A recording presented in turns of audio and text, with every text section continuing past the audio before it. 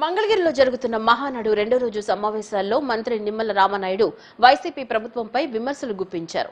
జగన్ ప్రభుత్వం ఇరిగేషన్ శాఖకు 18,000 కోట్ల బకాయిలు మిగిల్చిందన్నారు. హంద్రీనీవా ద్వారా కుప్పానికి కృష్ణా జలాలు తీసుకువెళ్లామని, పోలవరం నిర్వాసితులకు 2,250 కోట్లు పంపిణీ చేశామని తెలిపారు. మరో 3 ఏళ్లలో 36 ప్రాజెక్టులు పూర్తి చేసేలా సీఎం చంద్రబాబు ప్రణాళిక సిద్ధం చేశారని చెప్పారు. నదుల అనుసంధానమే చంద్రబాబు లక్ష్యమని పేర్కొన్న మంత్రి రాయలసీమకు జగన్ వెన్నుపోటు పొడిచారని ఆరోపించారు. మంగళగిరిలో జరుగుతున్న మహానాడు రెండో రోజు సమావేశాల్లో మంత్రి నిమ్మల రామనాయుడు వైసీపీ ప్రభుత్వంపై విమర్శలు గుప్పించారు. జగన్ ప్రభుత్వం ఇరిగేషన్ శాఖకు 18,000 కోట్ల బకాయిలు మిగిల్చిందన్నారు. హంద్రీనీవా ద్వారా కుప్పానికి కృష్ణా జలాలు తీసుకువెళ్లామని, పోలవరం నిర్వాసితులకు 2,250 కోట్లు పంపిణీ చేశామని తెలిపారు. మరో 3 ఏళ్లలో 36 ప్రాజెక్టులు పూర్తి చేసేలా సీఎం చంద్రబాబు ప్రణాళిక సిద్ధం చేశారని చెప్పారు. నదుల అనుసంధానమే చంద్రబాబు లక్ష్యమని పేర్కొన్న మంత్రి రాయలసీమకు జగన్ వెన్నుపోటు పొడిచారని ఆరోపించారు. జలం ఉంటేనే జనం, జలం ఉంటేనే ప్రగతి, జలం ఉంటేనే ఉనికి. అందుకే ఏ దేశ చరిత్ర చూసినా కూడా ఎక్కడ జలం ఉంటే అక్కడ నాగరికతలు అభివృద్ధి చెందినటువంటి పరిస్థితి, ఎక్కడ జలం ఉంటే అక్కడే పల్లెల నుంచి పట్టణాల నుంచి మహానగరాలుగా అభివృద్ధి చెందినటువంటి పరిస్థితి. అటువంటి సత్యాన్ని గ్రహించే ఆ రోజు అన్న ఎన్టీ రామారావు గారి దగ్గర నుండి ఈ రోజు చంద్రబాబు నాయుడు గారి వరకు తాగునీటి రంగానికి అత్యంత ప్రాధాన్యత ఇస్తూ, అందుకే ఈ రోజు ఆంధ్రప్రదేశ్ రాష్ట్ర చరిత్రలో ఇరిగేషన్ శాఖలో తెలుగుదేశం పార్టీకి ముందు, తెలుగుదేశం పార్టీకి తర్వాత అనేటువంటి విధంగా చరిత్రలో మనందరం కూడా చూడొచ్చు. అటువంటి ఇరిగేషన్ శాఖ ఆ రోజు 2024లో కూటమి ప్రభుత్వం అధికారంలోకి వచ్చిన తర్వాత చూస్తే 5 సంవత్సరాల విధ్వంసమైనటువంటి పాలన, మాకు 18,000 కోట్ల బిల్లుల బకాయిల్ని గత ప్రభుత్వం వారసత్వంగా ఇచ్చినటువంటి పరిస్థితి. అటువంటి విధ్వంసకరమైనటువంటి ఆర్థిక సంక్షోభాన్ని తట్టుకుంటూ ఏ ప్రాజెక్ట్ ఎప్పుడు మొదలు పెట్టాలి, ఎప్పుడు పూర్తి చేయాలనేటువంటి లక్ష్యాన్ని చంద్రబాబు నాయుడు గారు నిర్దేశించి విజయవాడలో బక్రీద్, ఈద్ అల్ అదా ప్రార్థనలు ఎంతో భక్తి శ్రద్ధలతో జరిగాయి. ముస్లిం సోదరులు నూతన దుస్తులు ధరించి నగరంలోని ప్రధాన ఈద్గాలు, మసీదులకు తరలివచ్చి సామూహిక నమాజ్ నిర్వహించారు. బందరోడ్లోని ఇందిరాగాంధీ మున్సిపల్ కార్పొరేషన్ స్టేడియంలో అత్యంత భారీ స్థాయిలో సామూహిక ప్రార్థనలు నిర్వహించారు. ప్రార్థనల అనంతరం త్యాగం యొక్క ప్రాముఖ్యతను, దేశంలో శాంతి సౌభ్రాతృత్వాలు వెల్లివిరియాలని ప్రబోధిస్తూ ఇమాంలు సందేశాలిచ్చారు. ప్రార్థనలు పూర్తయిన తర్వాత ముస్లింలు ఒకరినొకరు ఆలింగనం చేసుకుని ఈద్ ముబారక్ శుభాకాంక్షలు తెలుపుకున్నారు. పలువురు రాజకీయ నాయకులు ఈ కార్యక్రమంలో పాల్గొని ముస్లింలకు బక్రీద్ శుభాకాంక్షలు తెలిపారు. బందర్ రోడ్లోని ఇందిరాగాంధీ మున్సిపల్ కార్పొరేషన్ స్టేడియంలో అత్యంత భారీ స్థాయిలో సామూహిక ప్రార్థనలు నిర్వహించారు. ప్రార్థనల అనంతరం త్యాగం యొక్క ప్రాముఖ్యతలను, దేశంలో శాంతి సౌభ్రాతృత్వాలు వెల్లివిరియాలని ప్రబోధిస్తూ ఇమాంలు సందేశాలిచ్చారు. ప్రార్థనలు పూర్తయిన తరువాత ముస్లింలు ఒకరినొకరు ఆలింగనం చేసుకుని ఈద్ ముబారక్ శుభాకాంక్షలు తెలుపుకున్నారు. పలువురు రాజకీయ నాయకులు ఈ కార్యక్రమంలో పాల్గొని ముస్లింలకు బక్రీద్ శుభాకాంక్షలు తెలియజేశారు. సంక్షేమ పథకాలకు అర్థం చెప్పిన మహనీయుడు నందమూరి తారక రామారావు అని విజయవాడ ఎంపీ కేశినేని శివనాథ్, తూర్పు నియోజకవర్గ ఎమ్మెల్యే గద్దె రామ్మోహన్ చెప్పారు. పెట్టే సమయంలో ఎన్టీఆర్ పెద్ద పెద్ద ప్రసంగాలు చెప్పకుండా కేవలం కూడు గూడు గుడ్డ అనే నినాదంతోనే ఎన్టీఆర్ ఆ రోజులో ప్రచారం చేశారని గుర్తు చేశారు. తూర్పు నియోజకవర్గ పరిధిలోని ఎన్టీఆర్ సర్కిల్లో ఉన్న నందమూరి తారక రామారావు 103వ జయంతి వేడుకలు ఘనంగా జరిగాయి.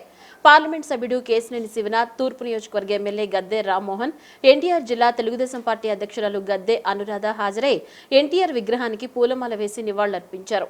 నియోజకవర్గంలోని నాయకులు, కార్యకర్తలు అధిక సంఖ్యలో పాల్గొన్నారు. ఈ సందర్భంగా వారు మాట్లాడుతూ, తెలుగుదేశం పార్టీ వ్యవస్థాపకుడు ఎన్టీఆర్ జయంతి సందర్భంగా టీడీపీ ఆధ్వర్యంలో మహానాడును ఘనంగా నిర్వహించుకుంటున్నామన్నారు. హైబ్రిడ్ విధానంలో జరుగుతున్న ఈ మహానాడు సభలకు పార్టీ నాయకులు, కార్యకర్తలందరి హాజరు శాతాన్ని చూస్తే గిన్నిస్ రికార్డు నమోదవుతుందని ఆశాభావం వ్యక్తం చేశారు. సినిమా రంగంలో, రాజకీయాల్లో ఎన్టీఆర్ చరిత్ర సృష్టించారని చెప్పారు. పార్టీ పెట్టిన 9 నెలల్లో ప్రతి ప్రదేశానికి ఎన్టీఆర్ ఆనాడు స్వయంగా తిరిగి పార్టీని అధికారంలోకి తీసుకొచ్చారని, అన్న ఎన్టీఆర్ అధికారంలోకి వచ్చి ఎన్నో సంస్కరణలు తీసుకొచ్చి మరెన్నో సంక్షేమ పథకాలను అమలు చేశారని వివరించారు. తెలుగువాడి గుండె చప్పుడును ఎన్టీఆర్ ఢిల్లీ వరకు వినిపించారని కొనియాడారు. ఇవాళ తెలుగుదేశం పార్టీ వ్యవస్థాపక అధ్యక్షులు స్వర్గీయ నందమూరి తారక రామారావు గారి జన్మదినం సందర్భంగా ప్రతి సంవత్సరం లాగానే ఆనవాయితీ ప్రకారం మహానాడు చాలా ఘనంగా ప్రత్యేక పద్ధతుల్లో జరుపుకుంటున్నాం. అది కూడా ఇవాళ ఒక శ్రేణులు అటెండెన్స్ డే, ఒక గిన్నీస్ బుక్ ఆఫ్ వరల్డ్ రికార్డులో ఎక్కే విధంగా ఇవాళ మహానాడును జరుపుకోవడం జరిగింది. సినిమా రంగంలో గాని, రాజకీయ రంగంలో గాని అన్నగారు ఏ రికార్డులన్నా ఆయన చుట్టే తిరిగినాయి. మొన్నప్పటి నుంచి నిన్న పుట్టిన పార్టీల వరకు చూసాం. కానీ కానీ 9 నెలల్లో ఆ రోజు ఎలక్ట్రానిక్ మీడియా కానీ సోషల్ మీడియాలో కానీ లేని పరిస్థితుల్లో ప్రతి ప్రదేశానికి ఆయనే తిరిగి ఒక అవేర్నెస్ తీసుకొచ్చి అబ్సల్యూట్ మెజార్టీతో గవర్నమెంట్ ఫామ్ చేసిన చరిత్ర ఆ రోజు అన్నగా నందమూరి తారక రామారావు గారు. ఎన్ని తరాలైనా కూడా ఆ రికార్డు బ్రేక్ చేసే స్టామినా ఎవరికి లేదంటే అది ఆయన యొక్క గొప్పతనం. అంతేకాకుండా సంక్షేమం, అభివృద్ధి ఎన్నో కార్యక్రమాలు ఆయన చేసిన ఎన్నో కార్యక్రమాలు ఉన్నాయి. ఎన్నో రిఫార్మ్స్ చేశారు. ఇవన్నిటికీ ఆద్యుడు అన్న నందమూరి తారక రామారావు గారు మద్రాసి స్టేట్ నుంచి ఒక ఉమ్మడి ఆంధ్రప్రదేశ్ గా ఆవిర్భించింది. ఒక తెలుగువాడి యొక్క గుండె చప్పుడు ఢిల్లీ దాకా వినిపించిన ఘనత నందమూరి తారక రామారావు గారు. అటువంటి పవిత్ర దినాన ప్రపంచంలో ఉన్న తెలుగు ప్రజలందరికీ పండగ సందర్భంగా అందరికీ నందమూరి తారక రామారావు గారి జన్మదినం సందర్భంగా వారికి ఘన నివాళులు అర్పిస్తమే కాకుండా అందరం కూడా చక్కటి జన్మదిన వేడుకలు ఆయన వేడుకలన్నీ ఘనంగా జరుపుకుని మహానాడు మరుపురాని విధంగా జరుపుకుంటాం. తెలుగు చరిత్ర ఉన్నంత కాలం ఉండే ఏకైక వ్యక్తి నందమూరి తారక రామారావు గారు. కాబట్టి ఆయనకి ఘనంగా నివాళులు అర్పిస్తున్నాం. నందమూరి తారక రామారావు గారి జన్మదినోత్సవం సందర్భంగా ఆయన ఘనంగా గుర్తు చేసుకుంటూ ఆయన ఉమ్మడి ఆంధ్ర రాష్ట్రానికే కాదు, ఉమ్మడి తెలుగు రాష్ట్రాలే కాదు, భారతదేశ రాజకీయాలకే ఒక మార్గం, సంక్షేమం అంటే అర్థం చెప్పిన వ్యక్తి. ఆ రోజున ₹2 కిలో బియ్యం అని చెప్పి ఒక కొత్త పథకాన్ని తీసుకొచ్చి ఈ రోజున భారతదేశం అంతటా కూడా ఆ పథకం పెట్టారంటే ఆయన ముఖ్యమంత్రి అయినాటికి ఈ కిలో బియ్యం పథకం లేదు అసలు. ఆయన పెట్టిన తర్వాత అది మంచి పథకం అని చెప్పి ఇవాళ భారతదేశంలో అన్ని రాష్ట్రాలు కేంద్ర ప్రభుత్వమే స్వయంగా ఉచితంగా సప్లై చేస్తా ఉందంటే అది నందమూరి తారక రాముడు యొక్క మార్పు. అంతేకాదు ₹35తో స్టార్ట్ అయిన పెన్షన్ ఈ రోజున ఈ రాష్ట్రంలో ₹4000 వచ్చింది. కానీ భారతదేశం అంతా కూడా ఎన్ని రూపాయలు ఇస్తున్నారు లెక్క కంటే కూడా ప్రతి రాష్ట్రం కూడా ఆ కార్యక్రమం కావాలని చెప్పి ఇంప్లిమెంట్ చేశారంటే అది నందమూరి తారక రామారావు మార్పు. అంటే ఒక సంక్షేమం, పేద ప్రజల యొక్క బతుకుల్ని పెంచడానికి వాళ్ళు సమాజంలో కనీసమైన కూడు గుడ్డ నీడ అనేది అవసరం అని చెప్పి ఆ రోజున మీ అజెండా ఏంటి రాజకీయ పార్టీ అంటే అందరిలాగా పెద్ద పెద్ద ఉపన్యాసాలు చెప్పలా, లేకపోతే పేజీలు తీసుకొచ్చి చదవలా. ఒకటే మాట అన్నారు, కూడు గుడ్డ నీడ. ఆ మూడిట్లో శ్రీకృష్ణుడు నోరు తెరిస్తే ప్రపంచం అంతా ఏ విధంగా కనపడిందో అని మన పురాణాలు చదువుతున్నాము. ఆ 3 విషయాల్లో సంక్షేమం అంతా కనపడింది. పేదవాళ్ళని ఎందుకు ఎలా తీసుకురావాలో చెప్పిన వ్యక్తి నందమూరి తారక రామారావు. అందువల్ల ఆయన ఘనమైన నివాళులు అర్పిస్తూ మరి ఈ రోజున తెలుగుదేశం పార్టీ మా కార్యకర్తలందరం కూడా ఆయన స్థాపించిన పార్టీ, ఆయన స్థాపించిన జెండాని కాపాడటానికి మా శాయశక్తుల ప్రాణాలు ఉంటేనే సరే ఆ జెండాని కాపాడుకుంటామని చెప్పి 2-3 సార్లు ఓడిపోవద్దు. కానీ ఎప్పుడు ఓడిపోయినా కూడా ఘనమైన విజయంతో ఆ ఓటమిని మరిపించేటట్టుగా తెలుగుదేశం పార్టీ కేడర్ ఈ యొక్క పార్టీని ముందుకు తీసుకెళ్తా ఉన్నారు. తెలుగుదేశం వ్యవస్థాపకులు, అదేవిధంగా తెలుగు ప్రజల గుండె చప్పుడు, తెలుగు వారి గుండెలో దైవంగా కొలుచుకునే నందమూరి తారక రామారావు గారి జన్మదిన సందర్భంగా మరి ఆయన జీవితమే ఏది తలుచుకున్న అటు చలనచిత్ర రంగం, అదేవిధంగా తరువాత రాజకీయ రంగం అన్నీ కూడా అది ఒక ప్రభంజనం.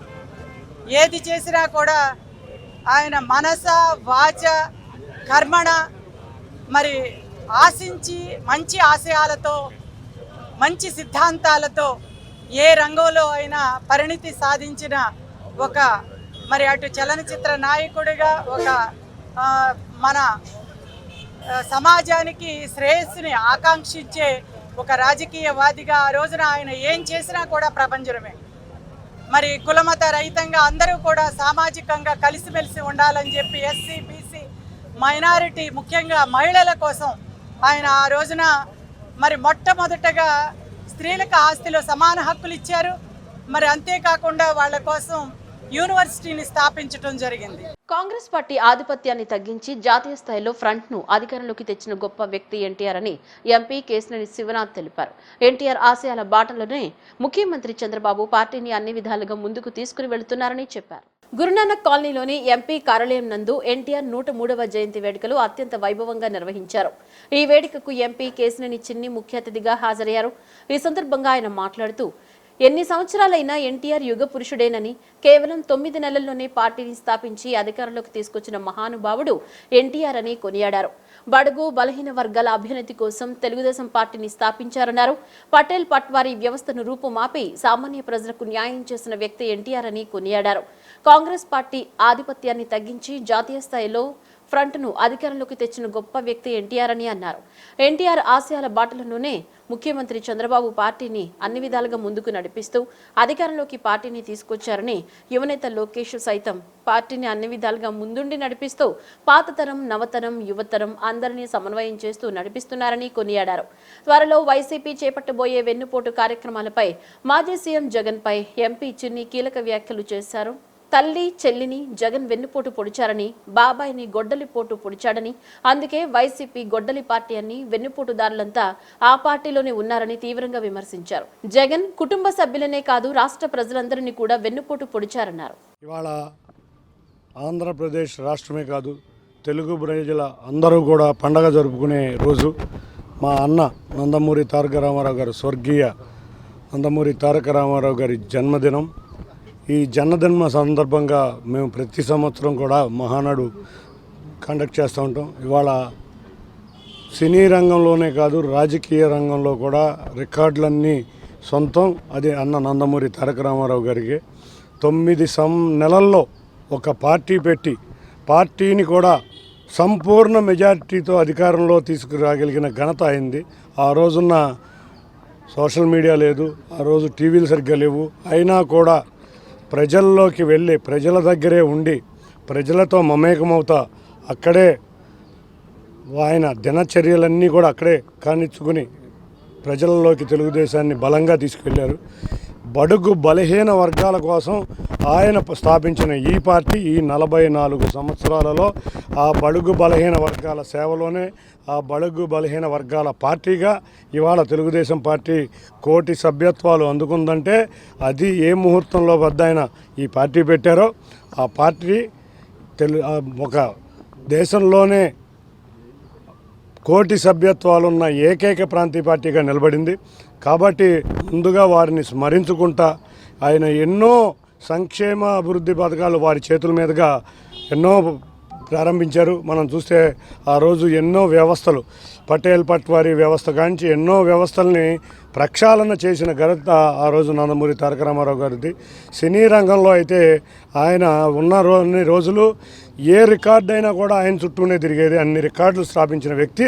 అదేవిధంగా రాజకీయాల్లో కూడా రికార్డులు స్థాపించడమే కాకుండా ఉమ్మడి ఆంధ్రప్రదేశ్ రాష్ట్రమే కాదు, ఒక ఫ్రంట్ జాతీయ రాజకీయాలకి కాంగ్రెస్ వ్యతిరేకంగా ఫ్రంట్ పెట్టి కాంగ్రెస్ని చిత్తుగా ఓడించి ఫ్రంట్ని అధికారంలో తీసుకొచ్చిన వ్యక్తి కూడా అన్న నందమూరి తారక రామారావు గారే.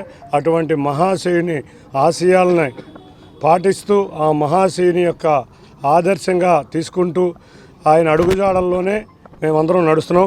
అదేవిధంగా ఆయన తర్వాత కూడా వచ్చిన గౌరవ ముఖ్యమంత్రి నారా చంద్రబాబు నాయుడు గారు అదే పాటలో తెలుగుదేశాన్ని ప్రయాణింపజేపించి ఇవాళ తెలుగుదేశమే ఒక జాతీయ విధానాలకి దిక్సూచిగా తీసుకొచ్చారు. రేపు రాబోయే కాలంలో మా యువనేత నారా లోకేష్ గారి ఆధ్వర్యంలో నవతరం పెద్దతరం రెండూ కలిసి సమ్మేళనంగా మరొక 50 సంవత్సరాల ప్రస్థానం బ్రహ్మాండమైన నాయకత్వంలో ఈ తెలుగుదేశం చూడబోతుంది.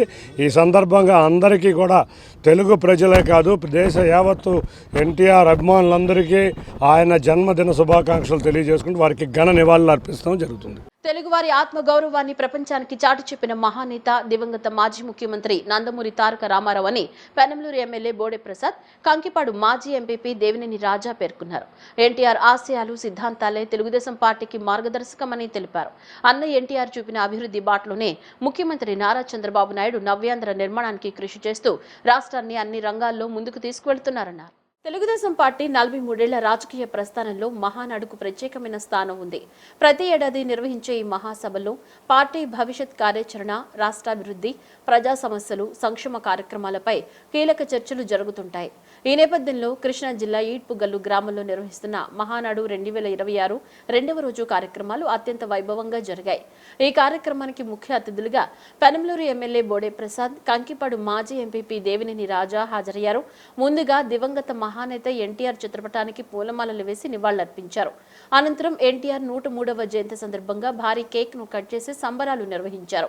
ఈ సందర్భంగా మాట్లాడిన నాయకులు, తెలుగుదేశం పార్టీ పేదలు, రైతులు, మహిళలు, యువత అభ్యున్నతికి ఎప్పటికప్పుడు కట్టుబడి పనిచేస్తోందన్నారు. ఎన్టీఆర్ స్థాపించిన ఆత్మ గౌరవ జెండాను సీఎం చంద్రబాబు మరింత ఎత్తుకు తీసుకువెడుతున్నారని పేర్కొన్నారు. రాష్ట్రాభివృద్ధి, రాజధాని నిర్మాణం, ఉపాధి అవకాశాల కల్పనలో ప్రభుత్వం వేగంగా ముందుకు సాగుతోందన్నారు. మహానాడు వేదికగా పార్టీ మరింత బలోపేతం కావాలని, కార్యకర్తలంతా ఐక్యంగా పనిచేసి ప్రజల్లోకి వెళ్లాలని నాయకులు పిలుపునిచ్చారు.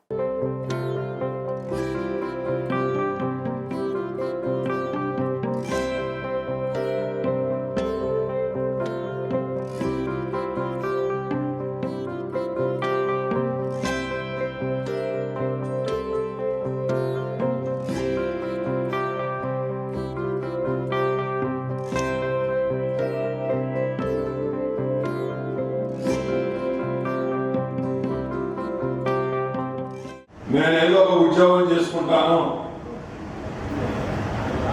నా ఉద్యోగం చూపించండి అని అంటే మంచి మార్పులతో ఉన్న సమైక్యంగా ఉన్నప్పుడు అటు తెలంగాణ ఏ విధంగా అభివృద్ధి చెందిందో అందరినీ ఒప్పించి లక్షల కోట్ల రూపాయలు ఈరోజు రాష్ట్రానికి పెట్టుబడులు వెలువలాగా వస్తా ఉన్నాయి అని అంటే అది నారా లోకేష్ గారు ఆలోచించుకోవాల్సిన అవసరం ఉంది. నిన్న చాలా విషయాలు మాట్లాడుకున్నాం. ఇక్కడికి వచ్చి మనం ఇంటి దగ్గర ఏం జరుగుతుంది, టీచర్ ఏం చెప్తున్నారో వింటారో, ఎలా వింటారో అదే విధంగా ఈరోజు చప్పట్లు మోగట్ల మీ క్లస్టర్లో, ఉయ్యూరులో, కాటూరులో, కోలవెన్నులో అంటే బూత్ లెవెల్ అథెంటికేషన్ మనకి ఈ రోజు చాలా రాష్ట్రాల్లో గొగ్గోలు పెడుతున్నారు. మనం అప్రమత్తంగా ఉండాలి. నిన్న ఒక్క ఓటుతో గెలిచాడు తమిళనాడు. స్థానిక సంస్థల ఎన్నికలు రాబోతా ఉన్నాయి. ఈ ఎస్ఐఆర్ సక్రమంగా నిర్వహించుకుంటే ఒక్క ఓటు కూడా బాగుంటుంటే గెలిపించుకోవాల్సిన అవసరం ఉంది. ఇది ఆషామాషి విషయం కాదు. 3 లక్షల ఓట్లు ఉన్నాయి. నాకు తెలిసి 40,000 ఓట్లు పోతాయి మన నియోజకవర్గంలో. ఇంకొక 15-20,000 ఓట్లు ఏడవుతాయి కొత్తవి. బెంగళూరు, కానూరులోనే దాదాపు 30,000-40,000 ఓట్లు పట్టణ వాతావరణంలో పోయే ఓట్లు ఉన్నాయి. ముఖ్యంగా పట్టణ వాతావరణంలో ఉయ్యూరులో కానీ, తాడిగడపలో కానీ, బూత్ కరీంనగర్లో అప్రమత్తంగా ఉండే రూరల్ ఏరియాలో వెంకయ్యాసం, కానూరు నుంచి తీసుకుంటే ఉయ్యూరు దాకా కూడా సోదరులు చాలా మంది ఉన్నారు. మర్చిపోయినట్టు ఒక 10 రోజులు ఉయ్యూరులో పనిచేస్తే తాడిగడప మర్చిపోయినట్టు. ఇది ఎక్కడ పద్ధతి అండి? కార్యకర్తలు సమన్వయం లేకుండా ఈ రోజున హార్డ్ వర్క్ గారు ఊరికే జిచ్చారం అయినట్టు తిరిగితే దానివల్ల ఉపయోగం ఏంటి? ఎక్కడ ఏం పని ఉందో నేను మీకు ఫోన్ చేయండి, అధికారులతో కాన్ఫరెన్స్ పెడతా ఉన్నా, లేదు సమస్య ఉంది నాకు ఫోన్ చేయండి, మరుక్షణం పోగంటలో. అది ఏ ఒక్కరి లబ్ధి కోసం చేసిందని కాదు. వాళ్ళు రకరకాలుగా మాట్లాడుతున్నారు. ఈ వేదిక మీద కూడా చెప్పుకోవాల్సిన అవసరం ఉంది. ఇక్కడ మొన్న 30-40 సంవత్సరాలైంది. ఆ రోజున ట్రాఫిక్ వేరు, ఈ రోజున ట్రాఫిక్ వేరు. నేను వణుకుంటూ బాసాల మద్దూరు అయితే ఏంటంటే మాకు ఆ రోడ్డు మీద ఇబ్బందులు ఏంటంటే రోడ్డు కట్ట. సభాధ్యక్షులు హరికృష్ణ గారికి ధన్యవాదాలు. మహానాడు అనేది మన పార్టీ పండుగ కార్యక్రమంగా నిర్వహించుకోవడం. ఇంతకుముందు మనందరం అక్కడికి వెళ్ళాలంటే ఎంతో ఖర్చులతో, విప్రయాసంతో, ఎండనక తిరిగి పేరు లేకుండా ఈ రోజున వర్చువల్గా ఏ క్లస్టర్ ఆ క్లస్టర్ మహానాడు జరగడం అనేది చాలా మంచి సంస్కృతి అని నేను అనుకుంటున్నాను. మన క్లస్టర్ నుంచి ఏమైనా ఉంటే కనుక మీకు ఏ అవసరం వచ్చినా నేను మీకు అందుబాటులో ఉంటానని చెప్పి తెలియజేస్తున్నాను. అదే రకంగా మన ఎమ్మెల్యే కోటే ప్రసాద్ గారు ప్రతినిత్యం కావాలి, ఎక్కడ డ్రైనేజీలు కావాలి అన్ని రాసుకుని ముందు ప్రయారిటీ ప్రకారం అన్ని రిలీజ్ చేస్తూ ఎమ్మెల్యే గారికి మనందరం వెనుదన్నుగా ఉండి పార్టీని ముందుకు నడిపించాలని కోరుకుంటూ ఈ రోజున మన సుధీమేంద్ర రవీంద్ర గారు మనకి రంగాలని అందరం వేసి నుంచోవాలి. గౌరవనీయులైన మా బోడే ప్రసాద్ గారికి హృదయపూర్వక నమస్కారాలు. మా అని నేను ఎందుకు అనగలిగానంటే నాకు అంతకుముందు నాకు అంత అంటే ఇంట్లో మా పార్టీలో వచ్చినప్పుడు చూడటమే కానీ నాకు అంత దగ్గర సంబంధం ఉండేది కాదు. నా భర్త చనిపోయిన తర్వాత నా కుటుంబంగా నా వెన్నట్టు ఉండి మరి నేను నడవలేని స్థితిలో ఉన్నప్పుడు ఇది పద్దాగా ఆధారం చేసుకుని మాట్లాడుతున్నానని తప్పుగా అనుకోవద్దు. మోదీ ప్రభుత్వం కక్షపూరిత రాజకీయాల్లో భాగంగానే కేరళ మాజీ సీఎం పినరై విజయన్ ఆయన బంధువుల ఇళ్లపై ఈడీతో దాడులు చేస్తోందని సిపిఎం రాష్ట్ర కార్యదర్శి వి శ్రీనివాసరావు మండిపడ్డారు. ఎలాంటి ఆధారాలు లేకుండా మైనింగ్ కార్పొరేషన్ అంశంలో నిరాధారమైన ఆరోపణలు చేస్తున్నారని ఆరోపించారు. ఎర్ర జెండాను ఎవరూ అడ్డుకోలేరని, ఈ దాడులను ప్రజాతంత్రవాదులంతా ఖండించాలని ఆయన పిలుపునిచ్చారు. కేరళ మాజీ ముఖ్యమంత్రి సిపిఎం పొలిట్ బ్యూరో సభ్యులు పినరాయి విజయన్ నివాసంపై ఈడీ జరిపిన దాడులను నిరసిస్తూ విజయవాడ బందరోడ్లోని కేంద్ర ప్రభుత్వ కార్యాలయాల ముందు సిపిఎం శ్రేణులు భారీ ధర్నా నిర్వహించాయి. ఈ కార్యక్రమంలో సిపిఎం రాష్ట్ర కార్యదర్శి వి శ్రీనివాసరావు, కేంద్ర కమిటీ సభ్యులు కె లోకనాథం, రాష్ట్ర కార్యదర్శి వర్గ సభ్యులు బాబురావు తదితర నాయకులు పాల్గొన్నారు. ఈ సందర్భంగా నాయకులు మాట్లాడుతూ మోదీ ప్రభుత్వం కక్షపూరిత రాజకీయాల్లో భాగంగానే కేరళ మాజీ సీఎం పినరాయి విజయన్ మరియు ఆయన బంధువుల ఇళ్లపై ఈడీతో దాడులు చేయిస్తోందని మండిపడ్డారు. దేశంలోని బీజేపీ నాయకులపై అనేక అవినీతి ఆరోపణలు ఉన్నా వారిపై ఎలాంటి చర్యలు తీసుకొని కేంద్రం కేవలం వామపక్షాలను, లౌకికవాదులను లక్ష్యంగా చేసుకుని దాడులకు పాల్పడుతోందని విమర్శించారు. ఎన్నికల ముందు రాహుల్ గాంధీ చేసిన రెచ్చగొట్టే వ్యాఖ్యల వల్ల కాంగ్రెస్, బీజేపీలు కుమ్మక్కై ఈ కుట్రకు తెరలేపాయని ఆరోపించారు. ఎలాంటి ఆధారాలు లేకుండా మైనింగ్ కార్పొరేషన్ అంశంలో నిరాధారమైన ఆరోపణలు చేస్తున్నారని, ఇలాంటి బెదిరింపులకు వామపక్షాలు భయపడవని వారు స్పష్టం చేశారు. కేరళలో ఎర్ర జెండాను ఎవరూ అడ్డుకోలేరని, ఈ దాడులను ప్రజాతంత్రవాదులంతా ఖండించాలని వారు పిలుపునిచ్చారు. నిన్న కేరళలో పినరాయి విజయన్ ఇంటి మీద పలు ప్రాంతాల్లో త్రివేంద్రము, కన్నూరు, ఇతర అనేక ప్రాంతాల్లో ఉద్దేశపూర్వకంగా పథకం ప్రకారం కుట్రపూరితంగా కేంద్ర ప్రభుత్వం యొక్క ప్రోత్సాహంతో వాళ్ళ నిర్ణయం ఆదేశాలతోటి ఈడీ ఎన్ఫోర్స్మెంట్ డైరెక్టర్ దాడులు జరపడాన్ని సిపిఎం తీవ్రంగా ఖండిస్తున్నది. దానికి నిరసనగా ఢిల్లీతో సహా దేశమంతటా కూడా ఈరోజు నిరసన ప్రదర్శనలు, ధర్నాలు జరుగుతున్నాయి. ఈరోజు ఇక్కడ కేంద్ర ప్రభుత్వ కార్యాలయాల ముందు మేము సిపిఎం ఆధ్వర్యంలో జరుపుతా ఉన్నాం. ఇదే రకమైన రాజకీయ కక్షపూరితమైనటువంటి వైఖరితోటి బీజేపీ వ్యవహరిస్తే భవిష్యత్తులో దేశవ్యాప్తంగా ఈ నిరంకుశ పద్ధతులకు వ్యతిరేకంగా మొత్తం ప్రజలు, ప్రజాతంత్రవాదులు, పౌర హక్కులు సంఘాలు అందరూ కూడా ఉమ్మడిగా ఏకమై ఎమర్జెన్సీకి వ్యతిరేకంగా ఏ రకంగా అయితే పోరాడామో ఆ రకంగా ఉమ్మడి పోరాటానికి కూడా సిద్ధం కావాలని చెప్పి మేము అందరికీ ప్రజాతంత్రవాదులకి విజ్ఞప్తి చేస్తూ ఉన్నాము. ఒకవైపు ఈ ప్రజాతంత్ర సెక్యులర్ వాదులను ఏకం చేస్తాను, అపోజిషన్, ఇండియా బ్లాక్ అంటూ కాంగ్రెస్ పార్టీ కేరళలో మాత్రం బీజేపీకి సహకరించే విధంగా బీజేపీకి తాబేదారుగా వ్యవహరిస్తూ అక్కడ కేరళలో సిపిఎం మీద కక్ష కట్టి కుట్రపూరితంగా వ్యవహరిస్తుంది. కాంగ్రెస్ వాళ్ళు ఇచ్చినటువంటి ఫిర్యాదు ఆధారంగానే ఈరోజు ఎన్నికలు అయిపోయిన వెంటనే బీజేపీ చేస్తూ ఉంది. వామపక్షాలను దెబ్బ కొడితే బీజేపీ ఎదుగుతుంది అనుకుంటే అది అసంభవం. ఈరోజు బెంగాల్లో ఆ రకమైనటువంటి పరిస్థితి చూస్తున్నాం. తిరిగి వామపక్షం ఈ ఎన్నికల్లో తిరిగి ముందుకు పురోగమిస్తూ ఉన్నది. అందుకని లెఫ్ట్ని దెబ్బ కొట్టడం సాధ్యం కాదు. దీన్ని ఒక హెచ్చరికగా తీసుకొని రాష్ట్రంలో ఉన్నటువంటి అన్ని పార్టీల్లో ఉన్నటువంటి ప్రజాతంత్రవాదులు, పౌర హక్కులు, ప్రజాస్వామ్యాన్ని కాంక్షించే వాళ్ళు దీన్ని ఖండిస్తూ ముందుకు రావాలని విజ్ఞప్తి చేస్తున్నాం. ఈరోజు ఈ ధర్నాని ఈ కేంద్ర ప్రభుత్వానికి వ్యతిరేకంగా చేస్తున్నది ధర్నా ప్రారంభం మాత్రమే. ఇదే రకమైన కక్షపూరిత వ్యవహారం కొనసాగితే మాత్రం ఇది దేశవ్యాప్త ఉద్యమం కూడా మారుతుందని చెప్పి మేము హెచ్చరిస్తున్నాం. రాజకీయ కక్షతోనే పినరాయి విజయన్ గారి ఇంటి మీద, వాళ్ళు కుటుంబాల మీద దాడులు జరిగాయి. దాదాపు గంటల తరబడి దాడులు చేస్తే చివరికి ఈడీ ఏమీ దొరకలేదనేది చెప్పాల్సిన స్థితి వచ్చింది. అంటే రాజకీయ కక్షతోనే ఇది జరిగిందనేది స్పష్టం. ఎందుకంటే మతోన్మాదం మీద ఈ దేశంలో లెఫ్ట్ పార్టీస్ ఏదైతుందో, కేరళ కేంద్ర బిందువుగా ఏదైతుందో దాన్ని బలహీనపరిచే ప్రక్రియలో భాగంగానే ఇది జరుగుతూ ఉంది.